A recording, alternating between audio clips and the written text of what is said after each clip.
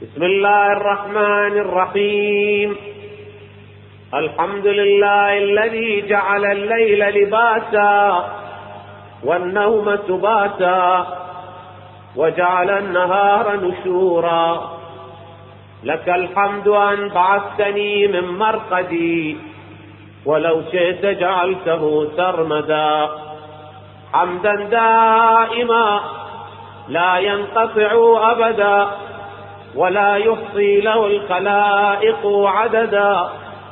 اللهم لك الحمد أن خلقت فسويت وقدرت وقضيت وأمت وأحييت وأمرضت وشفيت وعافيت وأبليت وعلى العرش استويت وعلى الملك احتويت.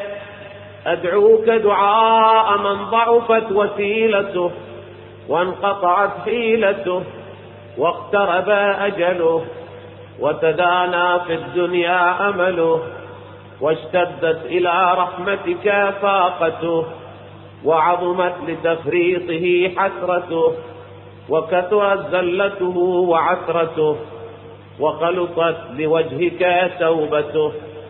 فصل على محمد خاتم النبيين وعلى أهل بيته الطيبين الطاهرين وارزقني شفاعة محمد صلى الله عليه وآله ولا تحرمني صحبته إنك أنت أرحم الراحمين. اللهم اقض لي في الأربعاء أربعة.